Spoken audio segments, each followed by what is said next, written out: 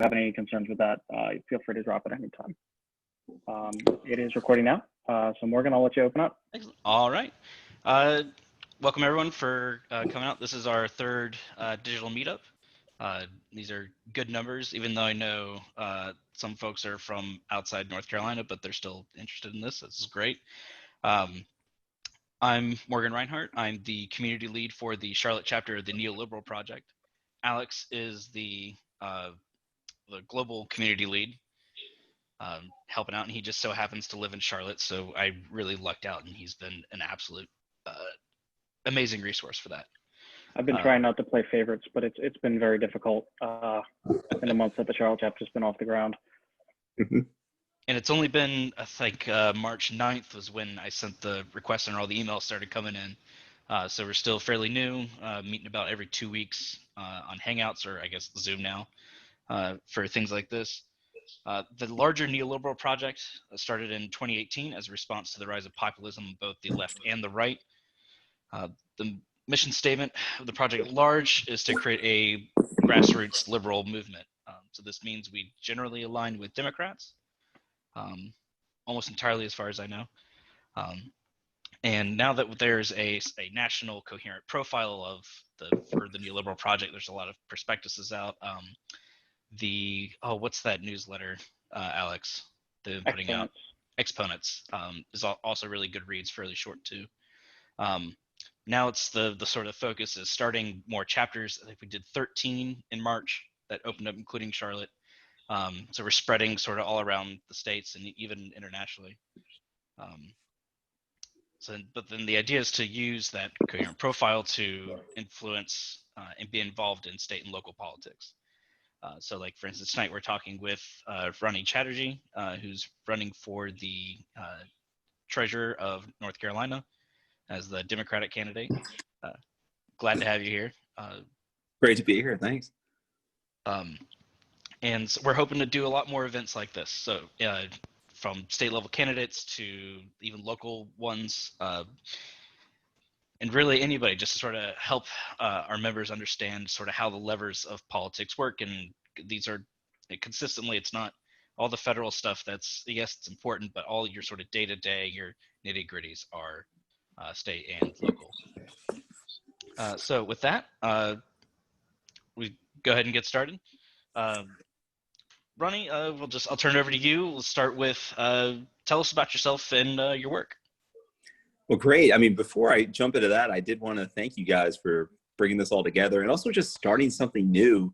I mean, you were seeing the economy and the healthcare system at a real inflection point in the United States and around the world. And it's during these times that movements get started. And it was the same thing kind of when I came of age after the financial crisis as an economist and someone working in government, where you saw the rise of the Tea Party, Occupy Wall Street. And now today you're seeing sort of some of those seeds being planted again in both political parties. And I think that's really interesting to look at. I also think that the last thing you said, though, is potentially going to make you very unique, which is your focus on state and local politics. One of the reasons I'm running to be state treasurer, and I'm not running for a federal office, which is often more glamorous, or it seems as if it is because I really think that the action is at the state and local level. I think that my theory of change goes through state and local government as a way to make a difference on the issues I care about. And I think if this group and others focus on state and local government, it's actually an opportune time to try to change the world. You see a real focus on state leadership right now at a time when our response to the COVID-19 crisis has really been decentralized in the states, and people are paying much more attention to their governors, their secretaries of health, and even their state treasurers than they were before. So I wish you the best of luck and hope you continue your work. But the focus to me on the state and local is what's most notable about it. So I'm excited to hear that. For me, I never really expected to run for office in this way. I started off my life as an economist. I did my PhD in 2006 and came to Duke University here in Durham, North Carolina, where I live. And using that economics training, as a researcher and a teacher, and try to make a difference in terms of the papers I wrote and the people I sort of worked with in the classroom. That changed quite a bit for me in 2007, 2008, when Barack Obama ran for president. frankly, I just never really thought that someone with my background could be in politics. It didn't seem like an aspiration that someone like me should have. And so when I saw President Obama running and successfully winning North Carolina, and I worked on that campaign and winning the presidency, it inspired me. I think role models matter. So when he stood up on the stage in '04 and said that a skinny kid with a funny name could be president, and I thought he was talking about me. I was excited. And so, worked on that campaign, caught the bug, really realized that the issues I cared about, I could work on as a researcher, yes, but also as someone in the arena. And I took one step into that arena when he hired me to go work for him at the White House. So in 2010 and 11, I worked at the Council of Economic Advisors for the president. It was an honor of a lifetime. And I think that's true for anybody, any political party working for any president. It is an honor to serve the president.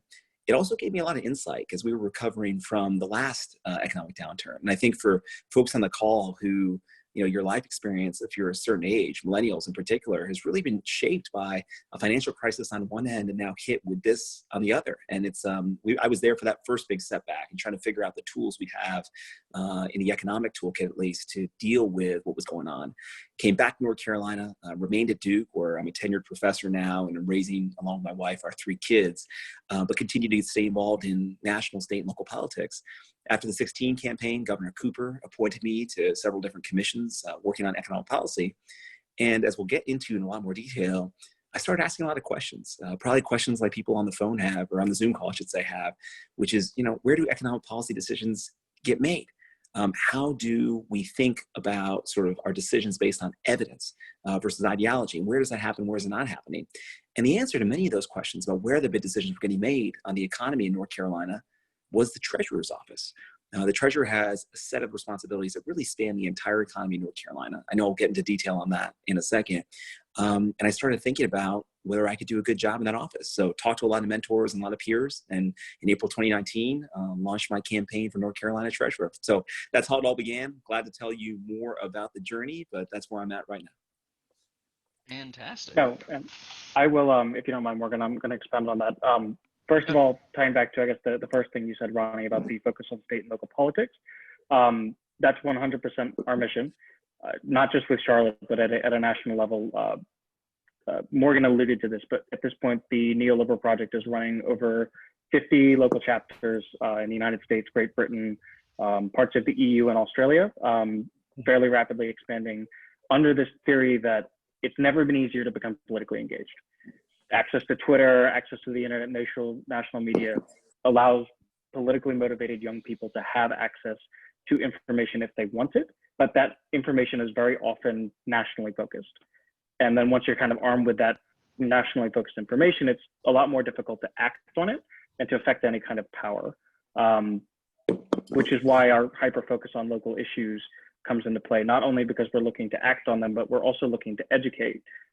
With the idea being that, for the most part, people who are kind of identifying themselves in this, I'll just say it and be frank, calling yourself a neoliberal is a fairly niche ideology, a lot more kind of economics and policy focused, which is one of the reasons why when we started becoming more aware of your campaign, your background, not only on the CEA, but also at Duke, especially we have a internet competition called Neoliberal Shill of the Year. And I guess, technically speaking, your coworker, Scott Lincoln at Duke University, won this year and is the 3rd official Neoliberal Shill of the Year. But I'm digressing.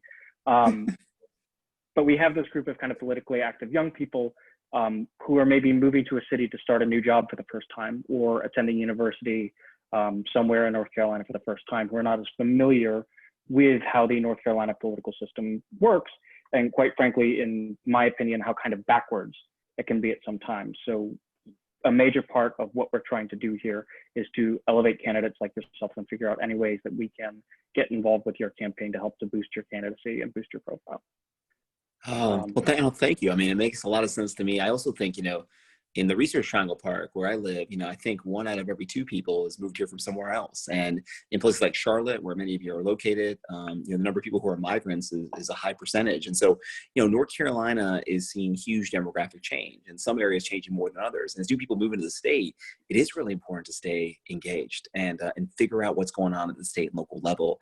When I ran the primary, so I started in April 2019, I won the primary on March 3rd.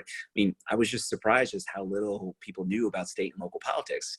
And that included me. I met so many of the folks who were on our county commission here in Durham, so many people who are on our city council. And even as a person who's politically aware, or very much the national level, have worked on national politics, I wasn't always aware of all the work they were doing. The division of labor between your county commissioner and your city council person is very, very important. And I think a lot of folks, including me, didn't appreciate all that. And so learning that has been a big part of my evolution. And I think the state treasurer is one of those positions that the more you learn about it, you realize, wow, we can make a difference. And so for folks in your organization, I would love your help. One of the things you can do, and we can talk more about this later, is, Twitter is a place where I see the group is very active. I love the engagement you're getting on Twitter. And so if you continue to talk about this event and the ideas I'm going to be unveiling during the campaign, that would be awesome. We're also starting to get a little more active on Instagram, though Facebook and Twitter have really been our main medium. So at Ronnie Chatterji on both of those to take a look. And if you want to help us on Instagram, you can probably give us some good advice too, as we're continuing to post there. Awesome. I'm definitely there. There are some more Gen Z types who are a little more politically or internet savvy than I will, but I will put you in touch with the right people. Yeah, sure. But so you touched on this a little bit in your opener, but definitely curious. You mentioned this is your first time running for office. Like I said, you did touch on it a little bit, but what else kind of motivated you, I guess? Was there like a single incident or moment where you decided this is the right time for me? I had the right set of skills and experience to run for, to become the state treasurer? Yeah, I think there's 2 things. The professional background kind of came together with the moment, in the sense that I'm a big believer that you just shouldn't run for office just to run for office. And while I was interested in this kind of stuff for a while, I knew if I took a shot at it, I wanted to go for a job that if I won, I could really make an impact, and not just sort of me or anyone else, but me personally could do as good of a job as anyone else running. And the treasurer job really has that attribute. If I was running for a state legislative position, I'm sure I would be passionate about it. I care about the issues, but there are a lot of people who could be great legislators at the state level who have a different background than mine and maybe more appropriate for it. But the treasurer's a job I think I can, look people in the eye anywhere in North Carolina and say, I think I can do this job really well. My background's a really neat fit for a person who's going to manage $100 billion in pension assets and invest those across a wide variety of asset classes. A person who's going to manage the state health plan for our 720,000 state employees. Not only are my folks, state employees where I grew up, I understand the way healthcare works, and it's a key part of this job too.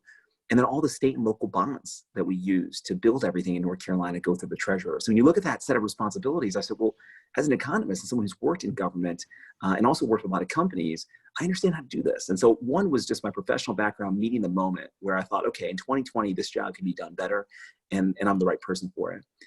And there is a personal side to it, the second part of it, which is, and I think this is a key part of what probably a lot of people in the group feel strongly about is, when I think about what makes America great, there's so many things that I can list, but one of the key is our openness and our willingness to integrate immigrants from other countries. And obviously that's part of my story and part of all of our stories, but my parents are immigrants. I'm first generation, born here in the United States of America. So for me, my parents' story and my ability to thrive in this country are something that I really don't take for granted. And I want to make sure that others, both native born and immigrants, have those same opportunities. And the environment in the United States right now is really divisive over immigration and the contributions of the people can make. And I just felt like I wanted to provide a counter narrative to that really charged atmosphere.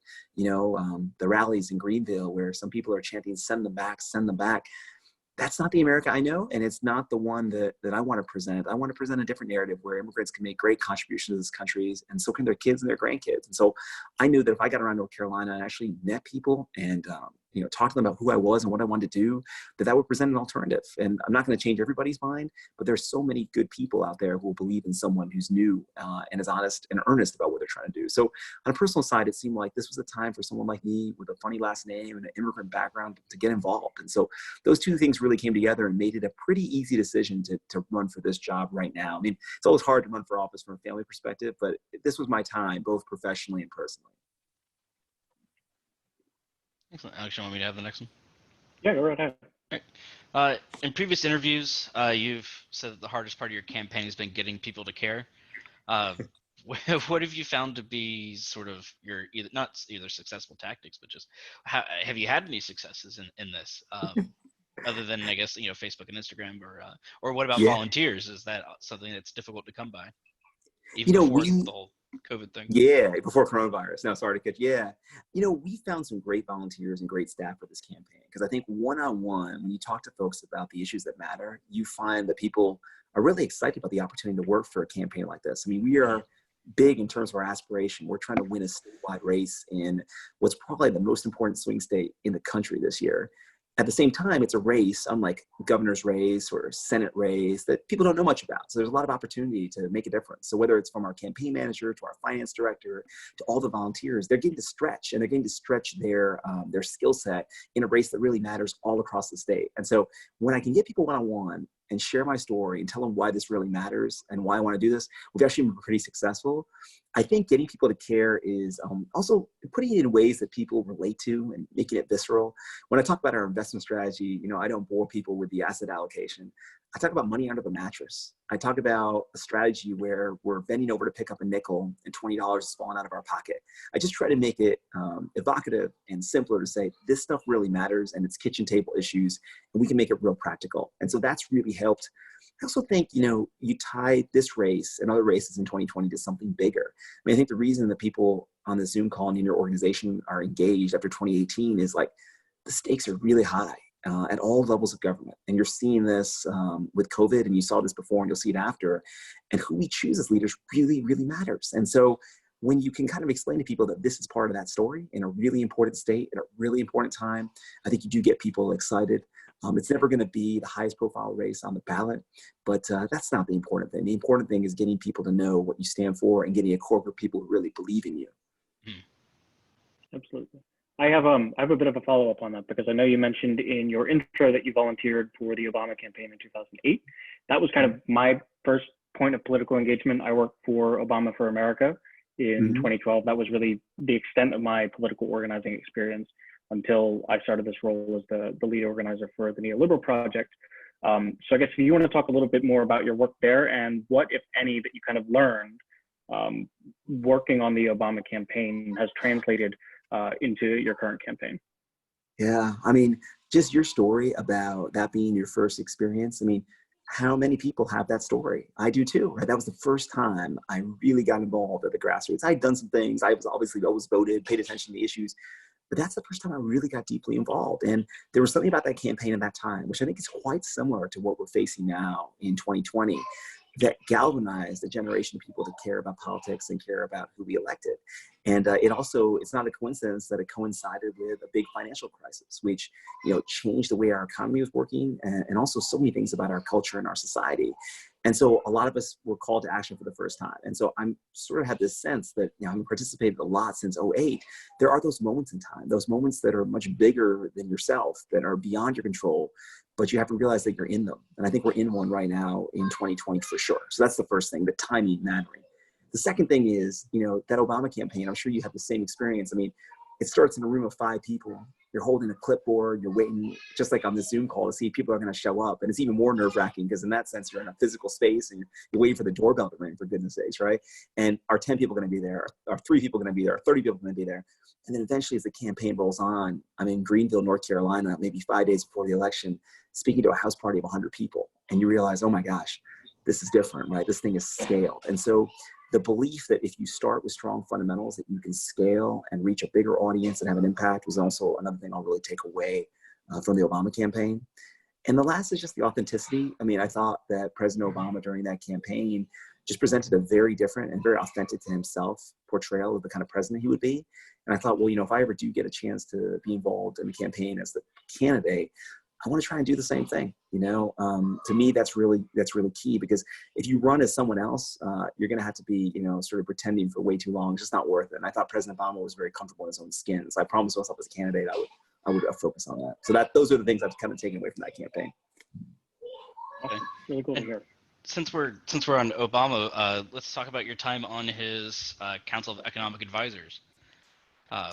It's a pretty great resume bullet point to have. I would imagine for a lot of places. So it was sort of an interesting time, that 2010 to 11, post Great Recession, post passing of the ACA. What I guess you're sort of the aftermath, but then sort of what else were you working on? Were you sort of picking up the pieces from all that, or were you what was, say, your focus during that time? Yeah, it's great. So I was hired up there in early 2010 to work on a portfolio that included small business, which was really important then and is important now, entrepreneurship, more high growth entrepreneurship, venture capital, that kinds of things, infrastructure, and most issues that related to business and public policy. So there were lots of different initiatives to try to engage business leaders in government and get their insights to make government work better. So I was kind of involved in all that portfolio. And I had a boss named Austin Goolsbee, who was close with the president and the first lady, and really gave us wide berth to work on a wide variety of issues. And the White House is a place you can't be entrepreneurial because there's too much work and too few people. And so going into meetings on everything from the post office to the future of rail was something that I really enjoyed, and kind of applying an economic lens to those questions and trying to contribute for the good of the country. So it was an amazing experience. And even for a person who's not super interested in the electoral politics side of it, for an academic to see the role that research and evidence has in the policymaking process is really eye-opening. It changes the way that you approach the questions you ask as a researcher. It changes you as a teacher when you're telling your students about the way it is, whether it's in a boardroom or in a political race or what have you.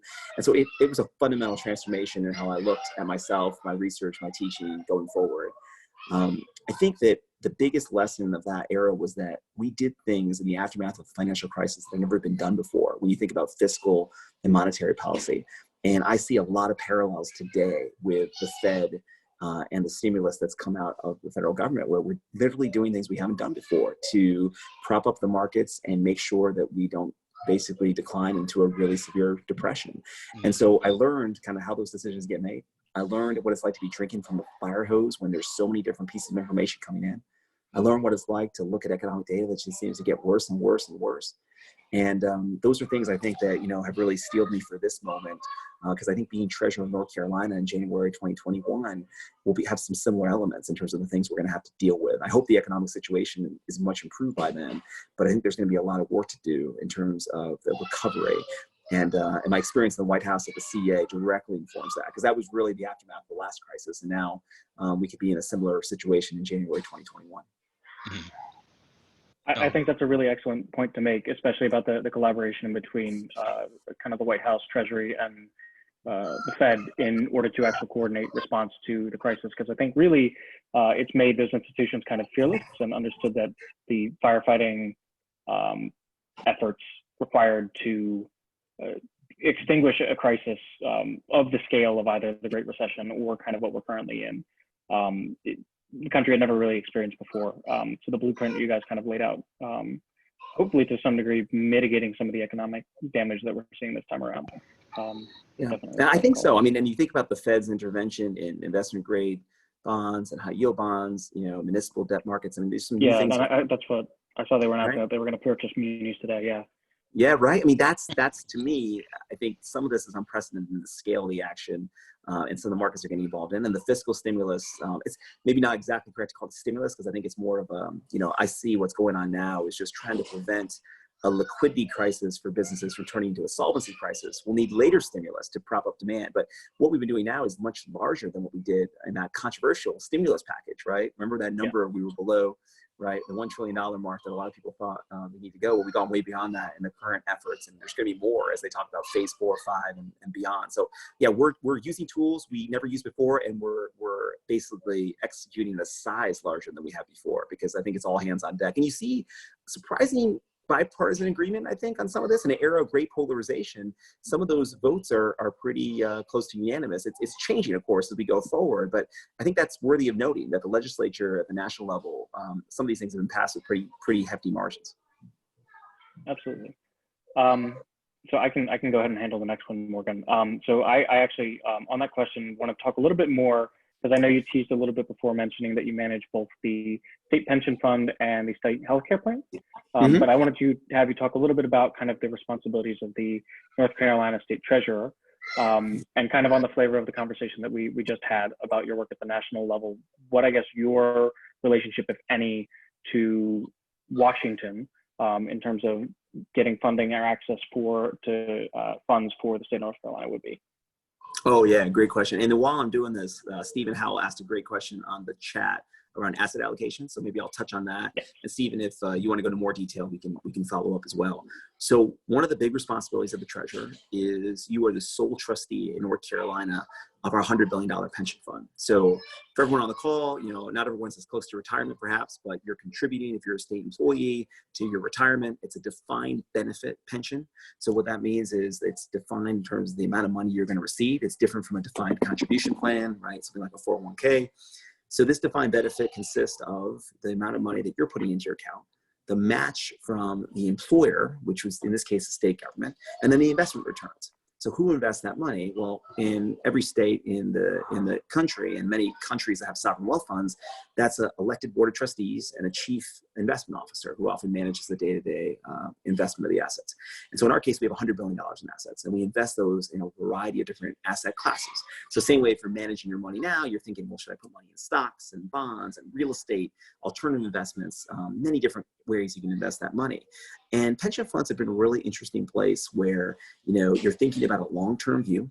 You have to think about the risks of things like climate change on your investment portfolio.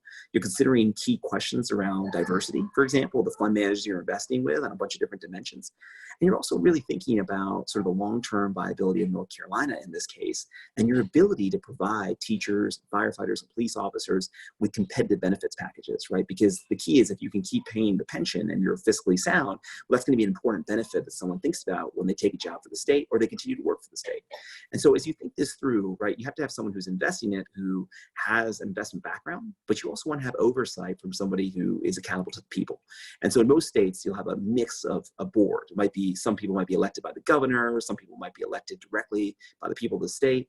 North Carolina is interesting in the sense that we elect the treasurer directly, and the treasurer is the sole trustee, which means that he or she has the authority over how that money is invested.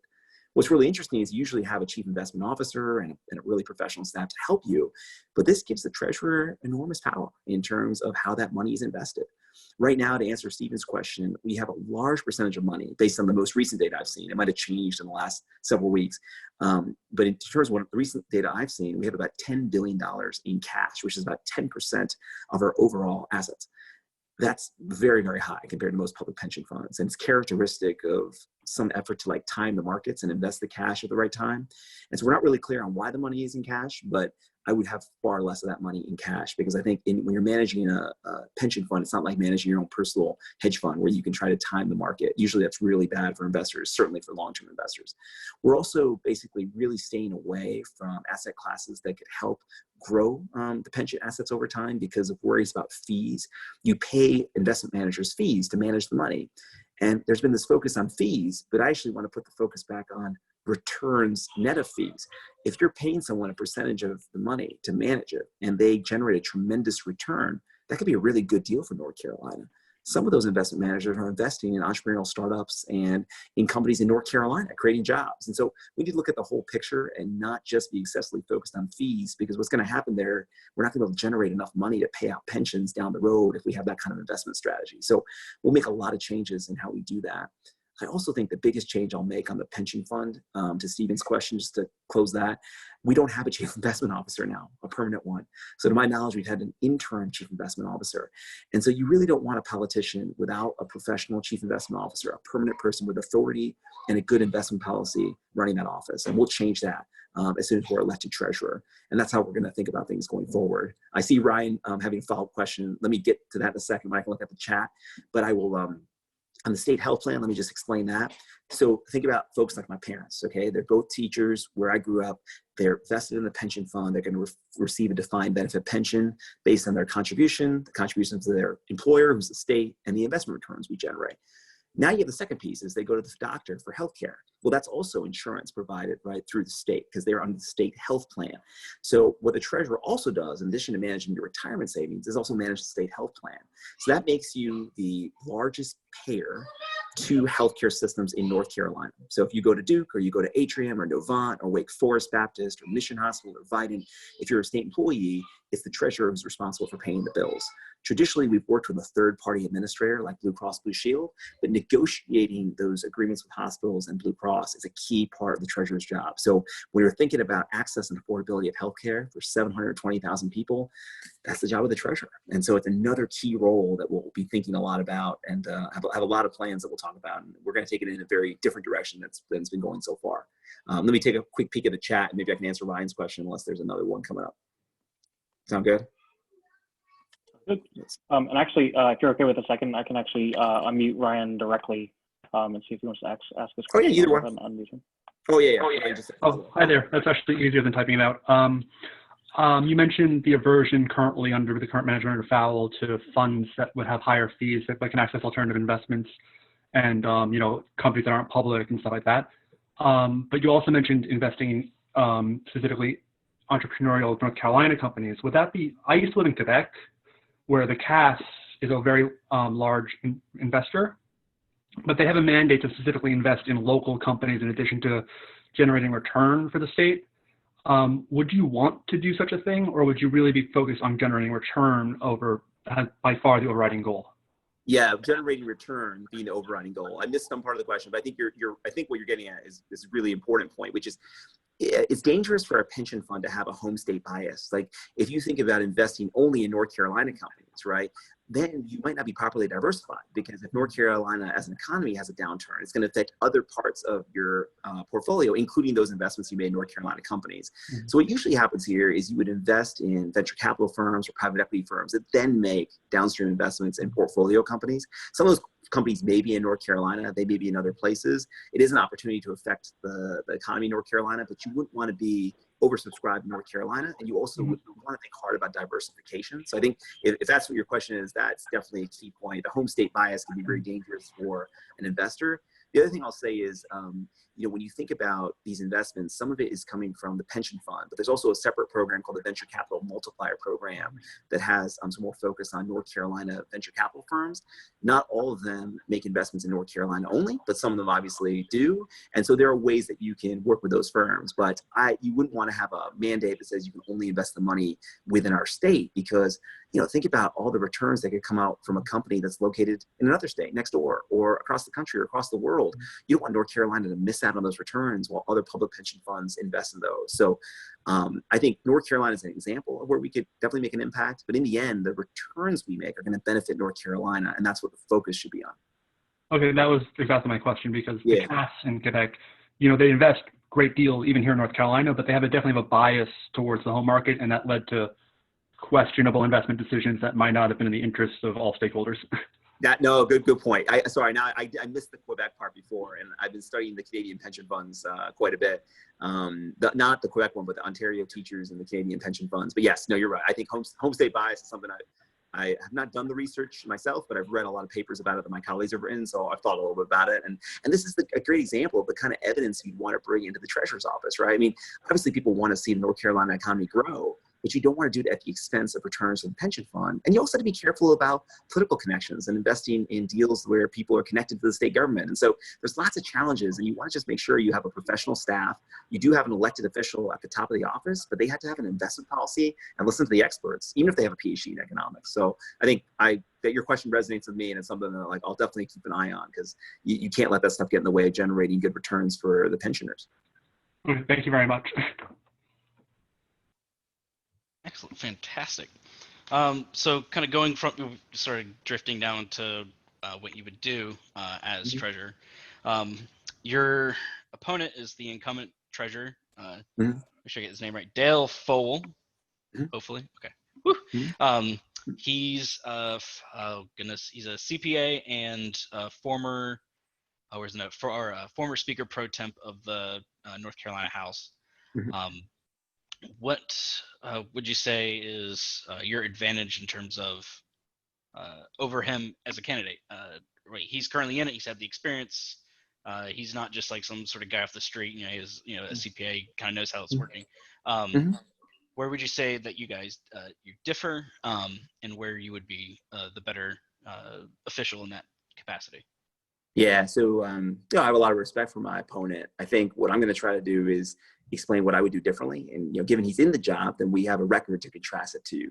And so, I mean, the first thing is hiring that chief investment officer, doing a search for the best person we can have in that job. That's really key because we have an investment policy right now that's not being followed. That investment policy guides the asset allocation, and the chief investment officer would ideally be the one making sure that it happens. And it's really important to have someone who's insulated from politics and not thinking necessarily about elections, but thinking about just investing the money well, regardless of the person you have at the top. And so the big contrast is I would make that a huge priority, the number one priority, to hire a chief investment officer and follow our investment policy. And I think that's an advantage because I think you see this when you're looking at what's happening right now at the national level. People want to trust their safety to folks who have the evidence and the expertise. People want to trust their investments to someone in the same way. And I think relying on expert opinion, nonpartisan opinion, is really, really important and something I'll be emphasizing throughout the election. So that's a big difference. It also relates to the way I'll invest the assets. I wouldn't have so much money in cash, and I wouldn't operate it in that way where we're trying to time the market. I mean, no one is able to time the market. You shouldn't be betting with other people's money in particular. If you want to do it with your own money, I guess that's your own sort of prerogative. So kind of the answer to Stephen and Ryan's question would be sort of big differences between me and the current regime in terms of how we invest the money. On the state health plan, there's another set of differences. I think number one, I think when you think about the state health plan and state health care, I'm for expanding Medicaid, full stop. I think it's the key to financial viability for our hospitals in rural areas as well. It's not going to solve all the problem, but I think it's very, very important. And the current treasurer has a different opinion on that. You can't really fix healthcare in North Carolina without expanding Medicaid. And it's becoming even more true when you think about COVID-19. And so that'll be a big difference, having an advocate in the treasurer's office to expand Medicaid across North Carolina. I'm also really more, I think, interested in trying to pay our hospitals for their outcomes and the value they create in terms of healthcare, rather than just fees for service. The approach in the current office has been trying to negotiate the lowest possible fees for service, which frankly hasn't worked.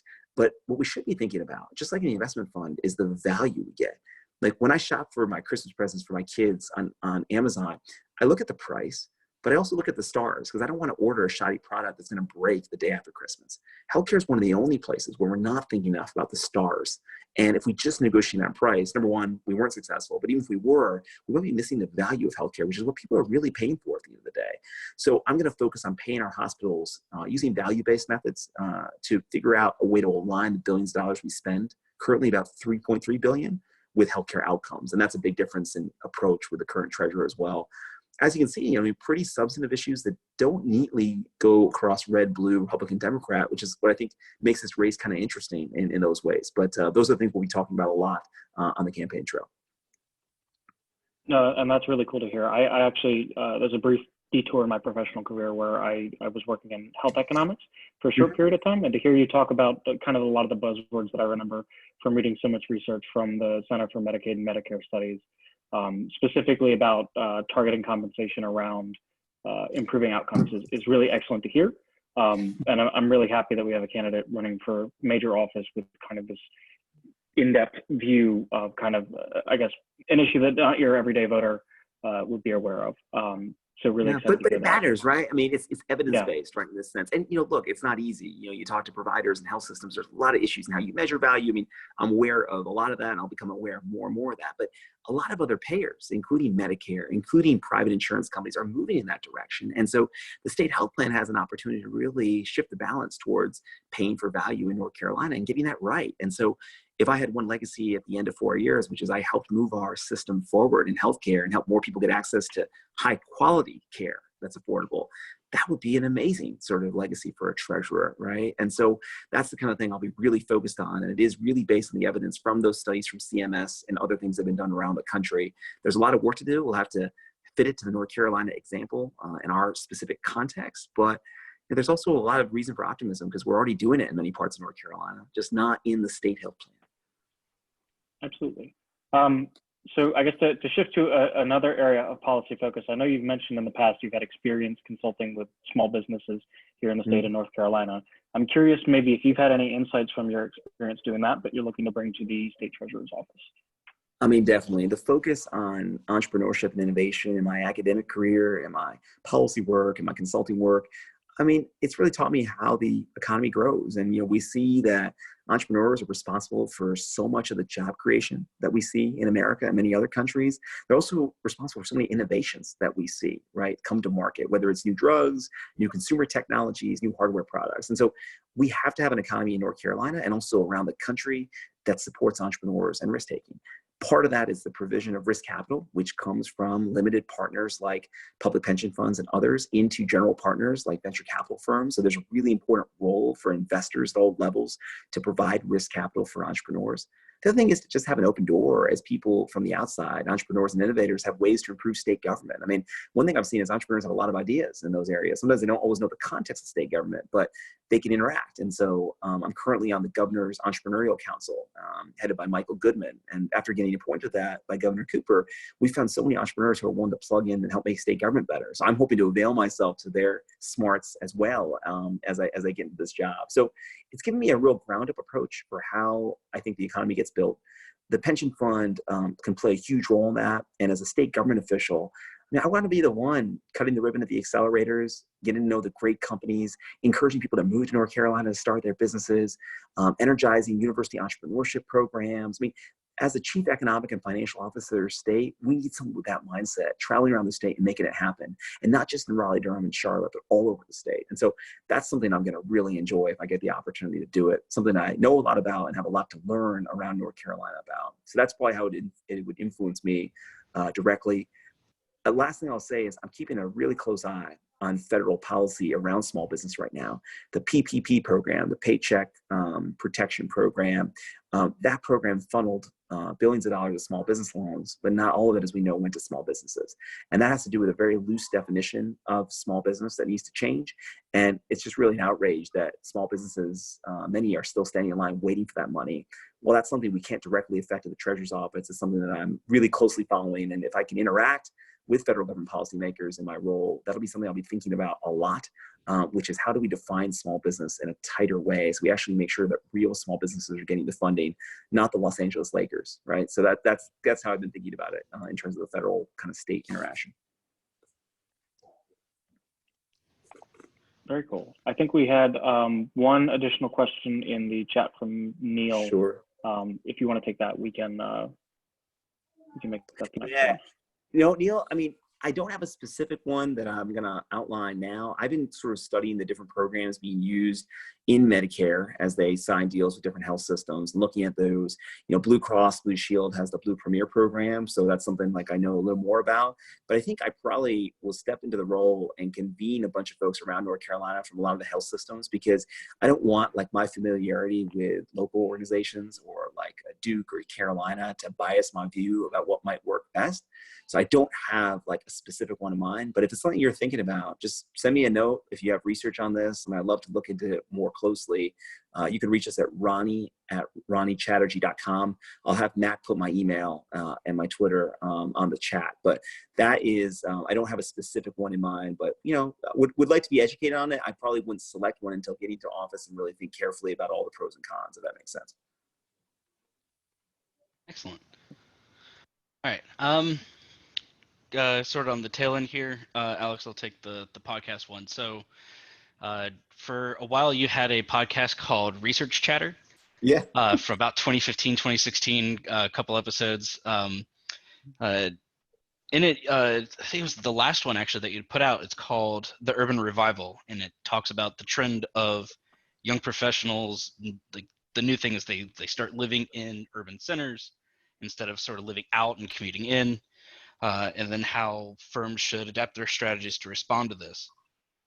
One of the things that we harp on a lot, or at least I do on the Twitter, is pro-urban policy, transit, things like that. More density. Started tweeting out the zoning meetings now. in the same way you've thought about how firms have responded to this trend, have you done any reflection on how governments at every level should be responding to this urbanization trend? Yeah, I mean, thanks for doing the research. It's pretty cool. I really enjoyed that podcast. I've actually done two different kinds of podcasts, and both of them really fun, but they were so much work. I really couldn't keep it up beyond like, I don't know, like maybe 8 or 9 episodes. That one, Research Chatter, which was a play on my name, was with a colleague who's at Bocconi University in Italy. So really interesting person who's now giving me a lot of updates from Milan. About COVID-19, but Charlie and I would basically summarize research papers in a particular area.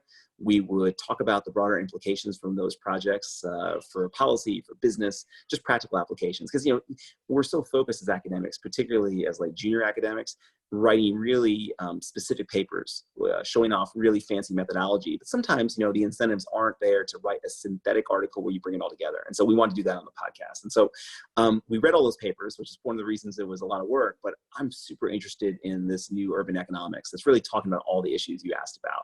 What's the role of transportation and housing and amenities in sort of deciding where people choose to live and how they live when they're there, whether they choose to purchase cars, for example. And so there's been a huge movement of young, highly educated people to city centers over the last 20 years.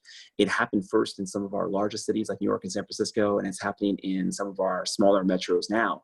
And that's created, I mean, as many of the people on the Zoom call are living, a very vibrant urban core and a revitalization of many key institutions. It's also, though, associated with issues like gentrification.